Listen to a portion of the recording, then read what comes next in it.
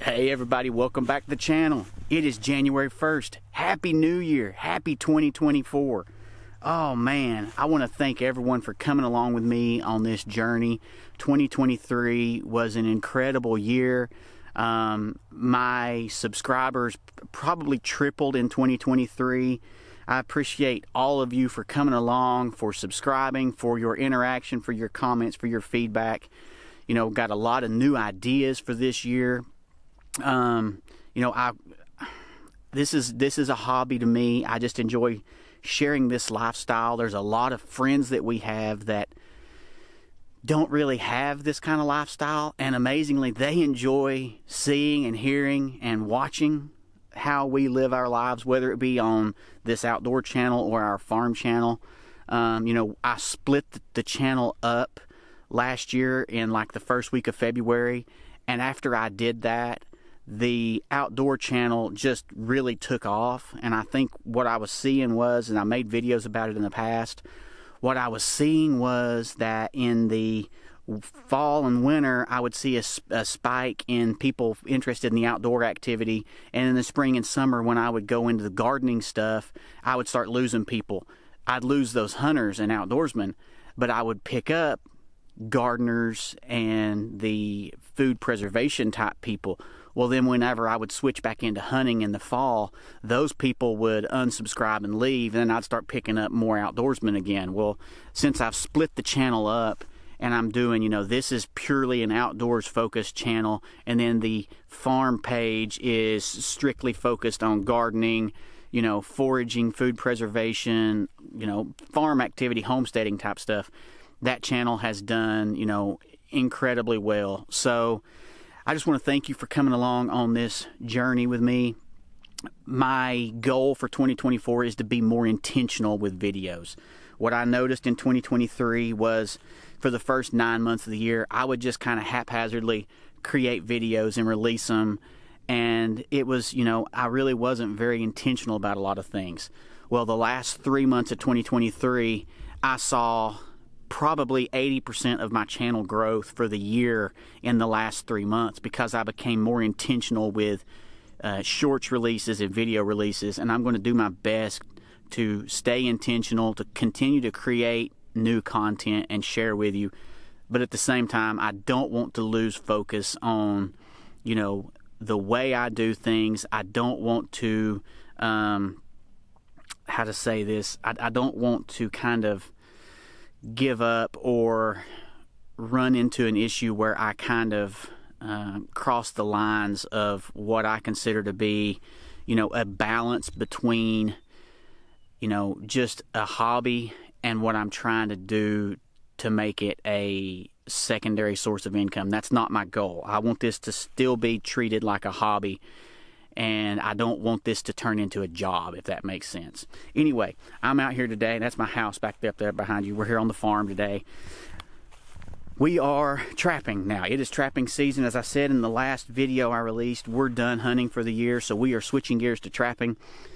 My daughter is the trapper in the family, and she's not here. She spent the night at my parents' last night on New Year's Eve night, and so I'm out checking her traps this morning. So we've got 7 or 8 traps out, I can't remember, but I'm gonna run down here and just check these out. This first one, there's nothing there. There's 2 right here beside us. I'll spin around here and show you as I walk through this high stuff. So what we got here is, this is the old pond here on my farm. Well, it dried up in 2020 and it's never held water again since. Well, this back over here, where's it at? Right there, that's the dam. And normally I keep a trail mowed across the dam. Well, I always get coyotes, bobcats, you name it, walking across that dam. So what I did was I came in here and I just put a flat set with a little dirt hole with some bait in it, and then a couple sticks with lure on it, right here on the edge of it, on the side of this, right on the path of this dam. Nothing's there today. Nothing's taken the bait or anything's messed with it there, so it's okay. Go up here and check this other one out. But you see I'm walking past the old pond here. It's all grown up. Got multiflora rows coming up all around it, and I have my summer food plot right here beside us. I mowed part of it down, so this was corn, sorghum, all that stuff. And the mice come in here picking up the seeds off all this. And so what I found is the coyotes and bobcats and whatnot tend to frequent right in here in the edge of this food plot, trying to pick up, you know, those mice. Well, here's my next set. This was primarily a bobcat set, so look down here. It's another flat set right on the edge of this same food plot in the side of the garden underneath this cedar tree here. I just built a little kind of cave like there with some rocks that were laying here. In that case, I put the pan right up at the cave opening, because the way bobcats tend to feed is they'll come up and they'll stick their paws right down at whatever it is they're going to inspect. So a lot of times, you know, you'll probably catch a bobcat within, you know, 6 inches or so of wherever the hole is that you're trying to get their attention focused at, whereas, and foxes will kind of do the same thing, whereas a coyote, you know, they're bigger animals, they're taller, they're a canine species, they behave differently. A lot of times you'll have that pan, you know, 10-12 inches even away from the hole, sometimes even farther back, to try to catch them, because they just approach a set differently. So I'm gonna walk on up here and we'll check this other one out.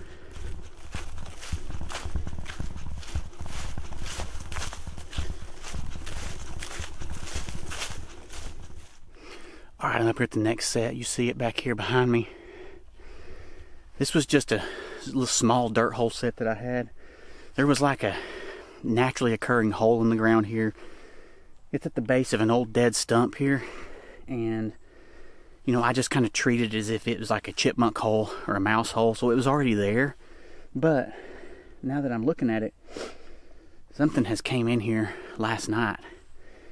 And they've disturbed it. I'll get a close-up of it here in a minute. They've kind of dug the hole out. I don't see any tracks on the pan, but something has dug that hole out, got the bait out of the hole, but they didn't trip the trap. So, you know, we've had issues here with, I'm not going to say issues, but, you know, we have chickens, as you'll see on the farm channel. We have chickens, and we've got a lot of fox and bobcats roaming here. This very spot right here, my daughter had an encounter with a bobcat about a week ago. She was riding her bike through here and got off right in here, and she looked over, and about 20 yards away there was a bobcat in the edge of the woods kind of stalking her. And so she got on her bike, started making a lot of noise, and went back over here on the driveway and just rode the bike to the house. But this is 75 yards from our chickens. So we got to be careful. You know, I know a lot of people like to say, well, why do you kill the fox? Why do you kill the bobcats? We don't kill all of them. We've turned a lot loose over the years, but it's all about balance.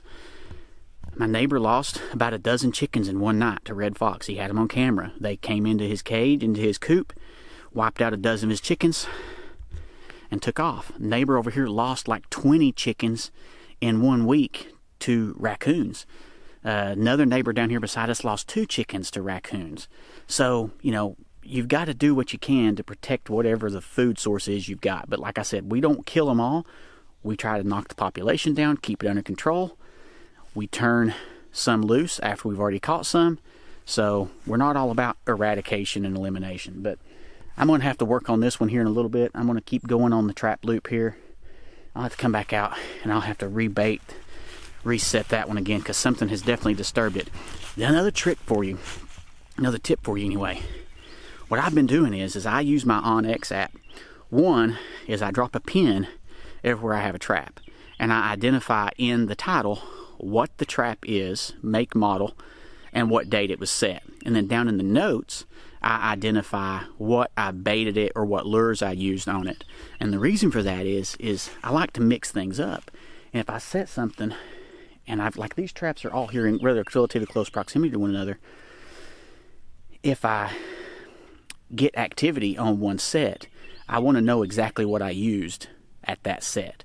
So I can just pull up my OnX, go to that pin, see when I baited it last, what I used on it, and then I can try to duplicate that on other sets in the area, whether it be existing sets that I'm refreshing or if it's new sets I'm putting back out. So anyway, this set here is on the edge of this roadway. You see this is actually an access path. So there's a gate here. It's just a narrow opening through the tree line edge here, and the coyotes, we've caught coyotes up here before. This is just a crossing point. The deer cross through here quite often. Whenever they're, not this past year, there were no deer here, but most years the deer pass through this gate right here. So let's keep going, keep checking. All right, we're down here at the next set now. Back here behind me, it's just a DP trap. We're sitting right here on the edge of a game trail. So there's actually an old game trail that runs right out through here behind me. Just side hills through the hardwoods down here. And so this was just a DP set that we put out. We just cabled it to this small tree here behind me. Where's it at? There. We just cabled it to that small tree as opposed to doing an earth anchor. We do that because we can kind of run and gun with traps, if you want to call it that way. We can set it here, leave it here for a couple days. If we don't get any activity, all you got to do is just unclip it, take it somewhere else and cable it to another tree or whatever you got nearby there that you can cable it to. And you don't have to worry about taking your hammers or your drivers or your stake pullers or your anchor pullers or any of that stuff. So this is just a fast, easy way for us to do the DPs. This one's empty. Something has robbed it. I'm assuming probably mice, but so I'm gonna have to get the bait out, come down here and rebait this one and get it ready for tonight. One other note to make is it is overcast and cold and breezy today. Honestly, in my experience here on the farm with us trapping the past 3 years, this is probably the one of the least favorable conditions we've had here anyway for trapping. Usually we have best luck with clear blue sky, clear cold nights with a frost on the ground, and I'm going to say relatively calm winds. It just seems like when we have overcast weather here, nothing's moving, and I don't know if it's just because we're focusing mainly up on top of the ridge and we haven't gone down toward the bottom. I don't know. We'll have to shake things up. Maybe trying about setting some traps down low. See if maybe that, changes those statistics. But anyway, this one's been robbed. I'm going to have to reset it, rebait it. So let's keep going, check the other traps. All right, made it to the next set. This is a DP trap we got out over here. It's a pink DP. My daughter has painted about half of her DP traps pink. And we've seen that having that bright fluorescent pink. Now this one's gotten all dinged up from catching so many stuff the past couple years, but we've found that we've done it before. We've had the pink traps versus just a brown or black dyed trap beside each other here within 10-12 feet of each other. The pink trap catches like 3 or 4 to 1 compared to the dull brown or black painted ones. It's raccoons, possums, they're all visual creatures, so they're going to come over here whenever they see this. This one hasn't been robbed yet. It's still got all of its bait in it and around it, so nothing there. You can't see it. I got a camera right there. I had it in here overlooking this trap, and it was amazing. The raccoons, possums, skunks, coyotes, everything that was coming into this persimmon grove every night, even deer finally, and just eating on all these old persimmons that are laying around in here. So nothing here. I've got 2 more traps here to go check, so let's go check them out. All right, everybody, we've got a catch over here. I'll spin around here and show you. So we've got a huge possum over there. I've got a trail camera in that tree right there. If you've been seeing any of my shorts with the bobcats, fox, coyotes, all that stuff, it's been from a camera that I've had on this tree. It's not always been this Wasota. Sometimes it's been a stealth cam, but it's been overlooking this set right here. And I have bobcats, coyotes, fox coming through every single night checking this set out. They're just not tripping it. But that is another monster possum. He's going to get put down. This is the second huge possum that we've caught now in 3 or 4 days. The other one's hanging over here that my daughter was debating on us skinning out because it was the biggest possum I've ever seen. Well, this one here, and I'll go take it out here in just a second. This one here is comparable to that one. This thing is a beast. But first I'm going to turn this camera off so it's not taking video of me just walking in front of it.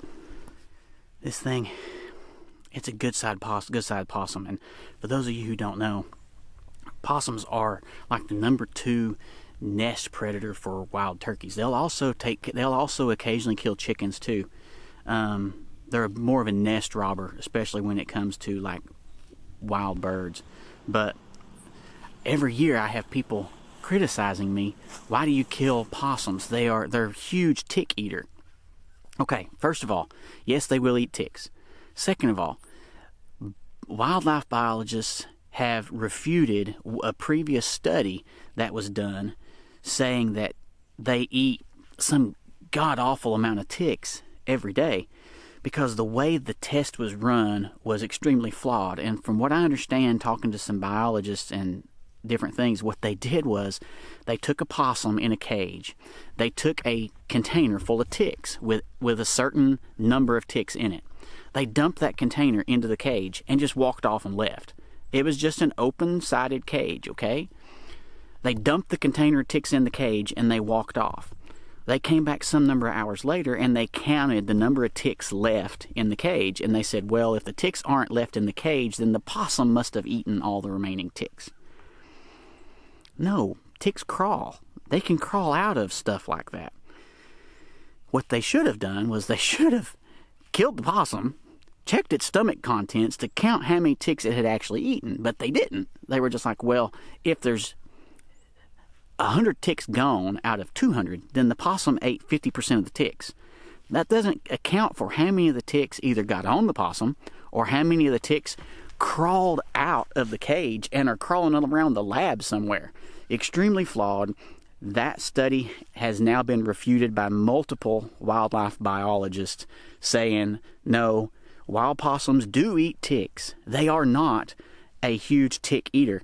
In contrast, if a possum like this, which could destroy a turkey nest in one night, the number of ticks that family of turkeys could have eaten greatly outweighs the number of ticks that this possum would eat had it not destroyed their nest. Something to think about before you start criticizing somebody for killing a tick-eating possum is how many turkeys did you save, and all those turkeys are going to eat vastly more ticks than this possum will.